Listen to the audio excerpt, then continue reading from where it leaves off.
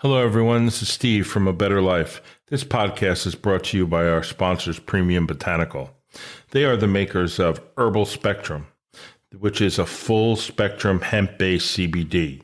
They make salves, liquids, and they have a great mixed berry gummy. You can check them out at www.mypbcbd.com.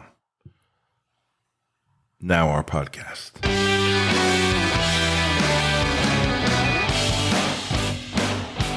Hello, everyone, and welcome back to A Better Life with George and Steve. How are you, George? Good, Steve. Nice to be back. It is. I walked into this studio and I don't see any extra phonographs, which is a plus, a good sign. But I see a lot of extra space, which will lead to, I think, more phonographs. Nothing out here. It's all going in the back room. So is this a new law that you've instilled? I have instilled just the one big one because I don't think it'll fit back there. It's so big. I never realized how big it is until I started comparing it to everything else. I have 4 others. 2 are being restored, 2 I need to pick up, and then that's going to be it. And then I'm working on organizing and completing the music portion of my collection. I see. And the lighting is very different, I see today. Yeah, I have to get some of the lamps for the back. So I took one out and put it back there because I need a little light. I don't like the bright light when I go back there and play something because I usually videotape it and post it on Facebook or post it somewhere. Very nice. So I've been trying to every day at least play one of them. Whether I record it or not, it's another story. Only because that's what they're here for, right? To use them and enjoy them. That's right. So I'm trying to do that every day. Okay. Some days I play more. Some days I play less. Some days it's 78. Some days it's an Edison Embryola cylinder. Sometimes it's a 2-minute Edison Gold. How many people get to say that? How many people have, these toys where, you're like connecting with a century ago of the highest technology money could buy back then? Yeah. Pretty cool. Today's song was, I think it was today, called Wake Up America. Oh. And it's about, I don't know, some obscure writer. But it was a song saying to America, you better start realizing we have to enter World War I. It was written in 1916 because everybody needs to get on the same page because we have to protect America's interests. Let's not forget what George Washington and Abraham Lincoln did and those kind of things, which is interesting. I thought it was a little ironic by everything that goes on in the world today, but... Yeah, and then George Washington, right, the founding fathers, then a few decades go by, and then you have massive, like the Monroe Doctrine happens, and then another few decades happen, and then Wake Up America, and now we're rolling into... Go Back to Bed America. Wake Up Early America. But, okay, very nice. So today is our, I think, abbreviated Valentine's Day special edition. I know everybody out there has done something special for their significant Valentine. At least I hope they did, and I hope you're going to listen to us. But it'll be after Valentine's Day because I'm not editing it tonight. I just would like to wish my special Valentine a wonderful day and give out all the love out there to the world. That's very nice. Mine isn't in Japan. Mine's only in New Jersey, so right. It's a little easier. Our time zones makes things a little harder, but the sentiment's there and the love's there. Absolutely. Did they celebrate? Absolutely. Valentine's Day in Japan? They actually celebrate something even more. There's a White Day as well. And countries that celebrate White Day, the Valentine's Day then becomes a reverse. The ladies propose their affection and love to their man, and therefore on Valentine's Day, February 14th, the girl gives the guy chocolate or flowers or a card. And 1 month later, on March 14th, that's when traditionally the boy then returns if he declares the same affection, then he returns flowers, chocolates, a purse. Only in Japan are they so organized. Yeah. Here we have a Sadie Hawkins Day. I have no idea when it is, but that's when you'll see Sadie Hawkins dances, and I don't know who the heck Sadie Hawkins is, but it is traditionally when women ask men out. I have been asked to dinner in the past on Sadie Hawkins Day, and they not only asked but paid, which was an unusual event. And that's the only thing. It has no relationship to Valentine's Day. And some women do give Valentine's Day gifts to their men, but it's not as required. And if you don't do something for Valentine's Day, you're always left to be. When I was in the florist today, there was a line out the door. People were like looking. Busy day for florists. People were looking at the cheapest thing. Guys come in, I laugh at the cheapest thing. And I'm like, yeah, I'll have that one. And I'll have balloons and I'll have this. So that's the way it works. Chocolates, candies, flowers. Hey, big day for that industry. So for a second, maybe we should just follow up because we talked a lot about the Super Bowl last week. Mm-hmm. And we talked this week, and the game was, I think by all accounts, moderately boring till the last the first quarter. 3 quarters were like extremely boring. And then there was like a turnaround. This tingling feeling of, oh, some magic's going to happen. And little by little, this destiny was coming true. And yeah, Kansas City they looked more prepared. They looked like they knew what they were doing. And they just executed play by play. I think the defense was exhausted. Oh, absolutely. San Francisco defense was exhausted, and that was the turning point. But just to mention on a horrible note today, also there was the parade in Kansas City, and there was apparently three gunmen who opened fire on the crowd, and there were 1 person killed and 22 people injured at this point, which is a horrible thing that we have to live with Shocking. every day. It's hard to know or say, especially a town like Kansas City who had the bombing so many years ago. It's middle America. By any other counts, it's definitely middle America. And I feel horrible, and I'm sure George is with me, and we'll send out our hearts and thoughts and prayers to everyone in Kansas City, not just the people that are injured, but the fans whose days were destroyed by a couple people, perpetrators that we don't know who they are, where they're from, or anything. So at this point, it's you just watch the news coverage, and even the reporters are shaken and dumbfounded and just completely caught as a surprise, right? And it's just you're just numb and shocked. We were just watching something, and I turned to George and said, "These two are in total shock. They're just like trying to describe how they feel, and they have the inability to do that." Just a little moment of silence for them, and hopefully they persevere and come back stronger, but it must be tough. It's sending a lot of love out there. Right. What have we talked a little bit before about what we're going to talk about? I know you mentioned another somber note. A great Chef David Bouley, passed yesterday. David Bouley was basically a tremendous force in the culinary scene for American chefs here in New York, and he's definitely missed.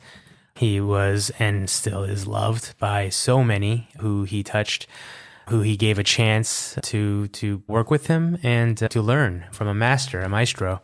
I started my career in early 2000, probably 2001, and he was already someone of a famed name. And if anyone's been to Bouley down on Duane Street in Tribeca, the moment you enter, you go through a short galley of apples. He's noted to start your meal, your experience off with this. It's as if you walked into an apple orchard and you're transported into this mystery, magical land, and you get seated in this beautiful dining room, and off you go. Your next 2, 3, 4 hours, maybe you're transported into this almost magical Parisian experience, but you're in the heart of downtown Tribeca, and you are being served some of the best food in the world. I used to work on Duane Street, and one day, not even knowing what it was, I wandered in there with some guy I went to high school with who ended up working next to me at the EPA, and we wandered in there for lunch one day, and we were like the only 2 people in the place. I don't know if it was like an early dinner or whatever. It was just a few people in the place, and we were blown away by the meal. Blown away. Every bite is sensational. And I got to say, every chef that I've worked with who's worked under Chef Bouley or worked in that same kitchen have nothing but the best memories and the best experiences one could ever hope for. Certainly, New York lost a great chef yesterday, and so did the country. Yeah. I used to go to, and I told George a little bit about it, they had, I want to say it was like on 40th Street or something like that. They had a restaurant, but it also had a teaching kitchen where you went and got lessons. And you basically sat at a bar and all the ovens and things were right there. And I forget the gentleman's name who worked for Bouley. And he cooked and demonstrated. One time we went to a bread thing. Another time he was very health conscious. Another time we went to paella, where he made 3 or 4 different kinds of paella. And the third time, I don't remember what we went, but it was a ridiculous expense because everybody goes out of their mind. And the best wine, the best this, and the bill is astronomical. But it's an amazing experience. Yeah, it's talking about just Bouley and not talking about brushstroke would be a disservice. Chef Bouley was also so interested in Japanese food. And I think that's where my connection with Chef Bouley was. I worked for a Japanese food distribution company, and we did sake, and we also did these really amazing ingredients that we would import from Japan. He was one of the first chefs that we would show these products to. He just had such a deep understanding of flavors, textures, and just the nuances of anything, whether it be citrus or something like seaweed from the sea, some petrified fish, just even high-end miso, soy sauce, different salts from different bays in Japan. And he would incorporate it with his chef Yamada, who headed the kitchen at Brushstroke, probably the most talented Japanese chef in New York in terms of washoku, Japanese cuisine. He's really a true chef, true artist, really. And together, Mr. Yamada and Mr. Bouley together, opening up Brushstroke, New York got a taste of some really excellent early stage washoku cuisine. And I think that really opened the floodgates for more Japanese chefs to really spread their wings and embrace the New York market with their art form. Again, I have nothing but the fondest memories of everyone who's worked with Chef Bouley, and also my very limited exposure with Chef Bouley, trying some of our products back in the day. And when he gave us the thumbs up, that was a testament to the sourcing and all the hard work trying to get those products to New York. Great memories. A legend. I saw condolences and notations from every great chef you would know. It's amazing. He was a legend, and that really just sums it up. And he was an artist, right? Absolutely. Here's to you, chef. Last weekend was Super Bowl, and then this past Monday I went to this really amazing charity benefit event for the sake breweries that were damaged by a massive earthquake in Ishikawa Prefecture in Japan. So a lot of the sake professionals, whether from the PR side, from the distribution side, from the importing side, from the restaurant, retail side, everyone got together and chipped in, and we were able to raise quite a significant amount of money through ticket sales and through donations and things like that. I got to see a lot of old faces, old friends that I haven't seen in almost a decade or so. So is that the earthquake that took place when you were there? No, this was weeks prior. This was a bigger, the earthquake I was in, it registered a 4.2. That would be big here, but that's a once every maybe 3-4 months in Japan, you'll get a nice shake. And it was only like a second too. So earthquakes that last 5 seconds plus, almost 10 seconds, are catastrophic, even if they register smaller. But right. A big shake with a 1 second shake, not too bad. But the one in Ishikawa it was big enough that it brought down buildings, brought down houses, brought down breweries that have been around for a few hundred years, 5, 6, 7 generations old. A ton of them have now disappeared. And there is a massive effort to rebuild. There's a massive effort to raise funds so that we can make it possible. And the sake community here in New York, I have to say, is amazing, filled with a lot of industry professionals passionate about the craft. I know there's wine people who transferred into the sake world. I know there's guys who worked in the restaurants as GMs, as servers, who now are on the distribution and importing side of sake, because it's really amazing, almost renaissance of the beverage here. I think in the next 5-10 years, we really will see a sake as a major varietal on a lot of beverage menus. It's tremendously delicious, has a lot of potential for pairings, and I think will capture the hearts and the palates of all Americans. Really? It's interesting. I look forward to that. It's funny how the culinary world never sleeps, right? There's always some artist out there that comes up with something they never thought of before. And I used to tell my sales reps, listen, you have to consider food, what we eat, as fashion. It's fashionable now. It might not be 10 years. It might be even more so 10 years, but understand that it's just like language, right? It constantly evolves. We adapt and we evolve with food, language, clothing, fashion. All this is it's not stationary. It just continually evolves and moves with you. And food, for what it's worth, we have certain dishes that have passed the test of time, right? There's just simple dishes, original dishes that it's good. But you also have foods that kind of have had its heyday and it's no longer a thing. And you roll with the punches. Yeah, and there's also things that move into the staples of American life, right? Mexican food gets real popular, and all of a sudden it slips into the regular rotation for American life. Like I would say like avocado. Without Mexican food, we probably would not have been introduced to avocado, and now it's considered a superfood for breakfast, right? Like the avocado toast.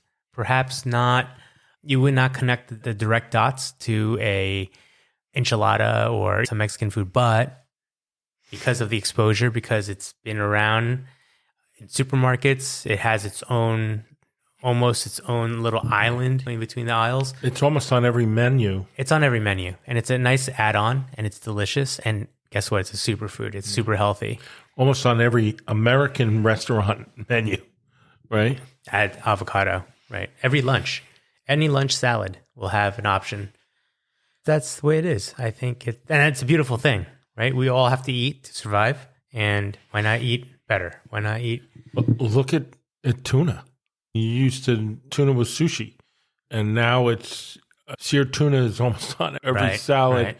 Every place you go, every diner, everything. There's seared tuna. Yesteryear, tuna was canned tuna, and then this whole sushi and toro boom, and now everyone understands raw tuna is utterly delicious. And then, yeah, as you mentioned, you have your seared tuna on your menus and all the tuna carpaccio, tuna sushi, tuna poke, right? Anything tuna. I'm always amazed at the fish markets in Japan and how these fishes become almost like a currency, that they're so expensive. Well, the auctions are insane. The Tsukiji market, which is closed now, the Tsukiji market was at that time the largest fish market in the world. And then now the new one that replaced Tsukiji called Toyosu is 40% larger. This thing is basically a city.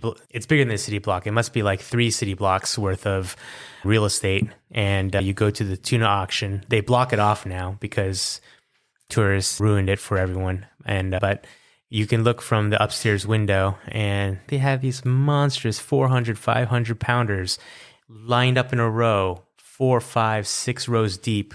And they're just auctioning out to the house that's going to pick up the fish, then break it and create it into sections for their prized sushi restaurants. So it's a multiple tier system that has been going on for hundreds of years. And it's a sight to be seen. But the best part about it is the auction's around 4:30, 5 o'clock in the morning.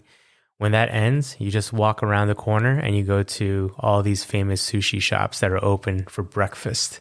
And like 8,000 yen, so it's about like 45, 50 bucks. You're going to get some of the best sushi you've ever had.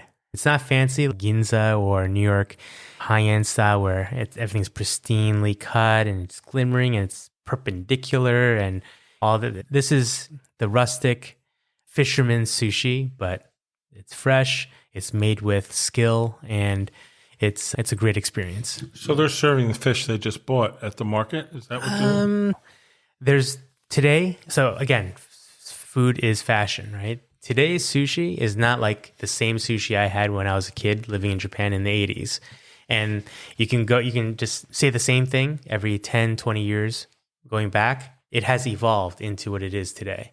Yeah, it is the same in the sense that it has neta, which is the raw fish or the cured fish on top, the shari, which is the vinegared rice, and the nigiri is the action in which you're putting it all together into your fist, right? So that's a nigiri. And the nigiri style sushi has been going on for, I think, 400 or 500 years. And if you had a time machine and a camera and you took a snapshot every 10, 20 years, you would see that it's gotten smaller. It used to be a 2-finger width hand nigiri, and now most chefs only use 1 finger. And maybe that's because so that you can try more dishes, more bites. So it's improved the experience, but it's a different animal. It's a different exposure experience. You're not biting the nigiri anymore. It's a one-shot deal. It's seasoned with the master's soy sauce blend back in the 80s. Very few places would do that. It was basically you would dip the fish into the soy sauce and put as much or as little as you wanted. A lot's changed, but it's undoubtedly delicious. Listen, I love sushi, and I don't like some of the things that are like still crawling when you eat them kind of thing, but I love it. And you could tell the fresh one, right? Some are aged too now. So that's what I should have mentioned earlier, and I was reluctant to say, oh, they're using the fish right out of the auction, because they realized that the science and the art form of fishing has also changed and improved. The moment a certain type of fish, and it depends on the type of fish, right? They may ikejime it, which is once it's caught, they'll drain the blood. They'll cut the under the collar. They'll crack and make sure that it exposes the vertebrae from the tail part. They'll cut and basically bleed out the fish. They'll stick a metal wire through the spine to stop it from and paralyze it, basically. So you're stopping all the adrenaline from going into the bloodstream, and therefore that will sour and ruin the texture of the protein. So we're able to keep that in pristine condition. So taking that fish and now throwing it into a super freezer, you're able to stop time, essentially. The fish, if you rethawed it, is basically 20 minutes old, 1 hour old. It hasn't even gone through rigor mortis yet. The fish that they thaw like a fluke or like a flounder, once it's perfectly thawed and you rest it, it's going through rigor mortis now. And then at that time, they will fillet it and slice it. And now you have this amazingly, what they call in Japanese, which is, it's an onomatopoeia. It just means that it's almost crunchy. The flesh is so fresh, it's in rigor, it's so crunchy. You have this really nice toothsome feel. And that's the pinnacle of whitefish sashimi. Tuna, I believe they age for 7 days. Some fish, they'll age for 2. And the chefs just know how to manipulate the protein to accentuate the umami, the texture, and also the color. And we're in the golden age of culinary delights. Really? That's more than I ever contemplated. Yeah. And I know just about this much, right? There's so much to learn. And the greatest sushi chefs, I think, are the ones that engage with their customers, and they know they live off of smiles, I think. That's what chefs do. A sushi chef watches their customers sitting at the counter, eat their sushi, eyes closed. You give out a little breath out of your nose, you're chewing, and your whole way through, you open your eyes and tell the chef that was delicious. Chef's thank you. Pulls up either a book, iPad, a picture. This is the fish that you just ate. It's unique because of this and this. It was caught this day by the fishermen over in this part of the world. They know everything about what they're sourcing. And that's the beautiful thing about premium high-end sushi. If you're not asking those questions, you're doing yourself a disservice. You're paying an astronomical amount of money. Might as well get educated as well as enjoying a delicious meal. Interesting. So does that go on in New York as well as it goes on in Japan? Yeah. So New York, I would say the last 10 years, right off the bat, if you gave me a pen and paper, I could give you 30 names of chefs that have come from Japan, all parts of Japan, not just Tokyo, but to come here and show their craft.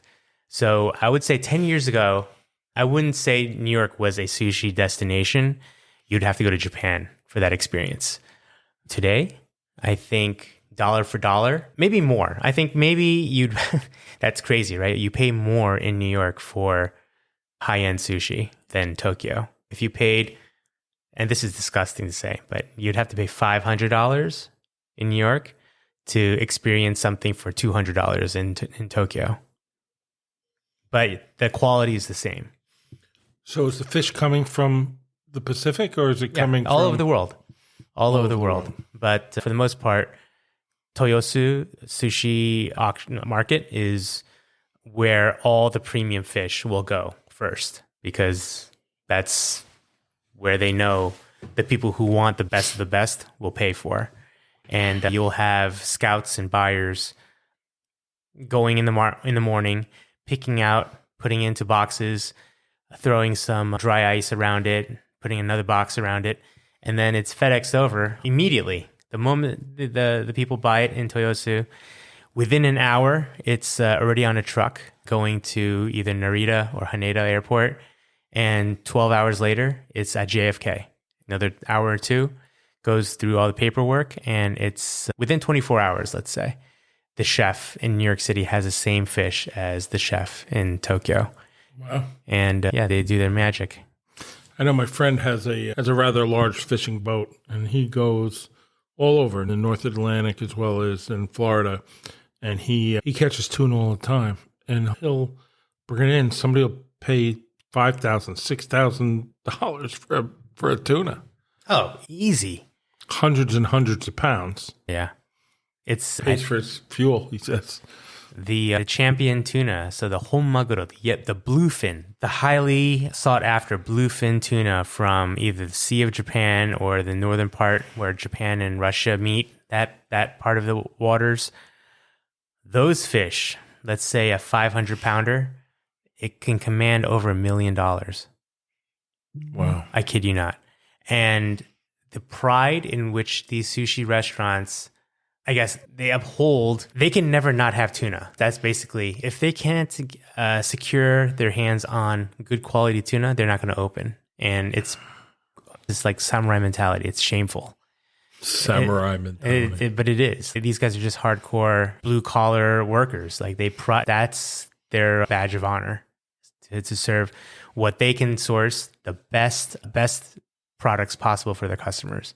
And there's guys like, there's a chain that has 40 restaurants in Tokyo called Sushi Zanmai, and the CEO, every year, New Year's Eve, he's on national television. He takes a spot for his commercial, and he says, today I bought the most expensive tuna at Tsukiji or Toyosu Market, and I'm breaking it all up to all my stores around Tokyo, around the country. If you want the best, you come to my place. And smart, right? Oh, it's brilliant. Even though he paid $2 million, whatever, it's worth it, because his claim is factual, and it's an everyday person's sushi place. Although it's become a little bit more expensive than I remember. He must be doing pretty well, gathering clientele and charging a nice premium. But good for him. You play the game, and you want to give the clients the best of the best. But in Japan, no one's going to tolerate anything but the best, right? People aren't going to tolerate. So barrier entry is low, competition is high. So you take a country of 130 million, that's 1/3 of our country, right? We're at like 370. We have about 500,000 restaurants in our country, 500,000. Japan is 600,000. So they have 3 times more restaurants than we do. The barrier of entry of owning a restaurant is very low. It's not necessarily a credit check. It's just sometimes I've heard it's a shake of a hand and you turn the key and now you're running this restaurant.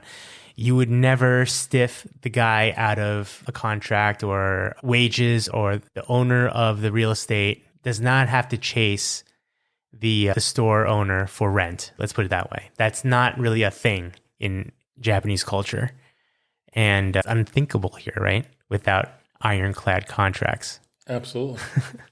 But that's the thing. So the barrier of entry is easy. It's low. A lot of amateurs, right? A lot of guys who just love cooking. A lot of ladies who finished their first career and wants to open up a restaurant can. You can open a cafe with some food. You just have to get a food service license, and you're up and running. The barrier of entry is very low, very easy, and you can make a living out of it. It's not uncommon to eat 2-3 meals outside the house and still relatively close to the same budget. Really? Yeah. That's interesting. I know that I've seen a lot of shows about restaurants in Japan, and I always find it interesting, people that start or trying to make it, and the honor that's involved and the tradition that's involved. Relationships with your food purveyor is tremendous. It is a samurai mentality. Right. Though. Exactly. Like you coined it perfectly. I never thought of it like that, but it's a samurai mentality. It's all about honor and tradition and hope you make money. Yeah. You want to make a living. You want to make a decent, honest living for you and your family. And that's something that as an adult, I see even more clear now, doing business in Japan, doing business with Japanese. It's not the fastest. It's not the most glorious in terms of glitz and fame, but at the end of the day, when you're counting everything from just everything included, you can say that you did a honest day's work. It's interesting. Yeah. It is so cold today, yesterday, and the day before. I thought we were in the clear, and no such luck. I woke up this morning and it was, 23, and it said real feel 14. Oh boy. And I walked to the station, hop on the train, get to Grand Central, walk a few blocks, and I'm in my office. But it's great. And it's also, oh boy, some days you're like, my bones hurt, my hip hurts. How am I going to make it? But we all do somehow, don't we? Nothing like a CBD gummy for to help That's with right. your aches and pains. That was very interesting about I being Valentine's Day, and you think about going to a sushi restaurant or something like that. It's nice to know a little bit more, and I appreciate the overview. And sushi is one of the funny things. I thought by being raised in Japan, I had an inside track, and then entering the food world, I met a gentleman, Trevor Corson. On his business card, it says, Sushi Concierge. Basically, people pay Trevor to sit with them to eat sushi, and he narrates and takes you on a journey based on what fish, what nigiris the sushi chef prepares. He has a dialogue with the chef and then basically adds a tremendous amount of knowledge about whatever it is that makes that dish so incredible. He's written numerous books about sushi, about Japan, and sushi is just one of those skill sets that are passed down generation to generation. And there are those chefs in New York City, third generation sushi chefs that are doing the craft of 100 years ago. I have to say, I don't think there's anything more American and nouveau riche than having someone come with you and explain what you're eating. Nouveau riche. Absolutely. But being Valentine's Day, I think we can abbreviate it a little bit here if you don't, unless there's something else you want to cover. But I think that was a great overview of Japan and sushi and New York City and everything about it. It's funny. I'm just getting hotter and hotter about Japan. I think my new position, and I'm actually heading over to Japan next week. I'll be there for 2 weeks on business, and I think I'll be traveling to 5 different prefectures with my colleague.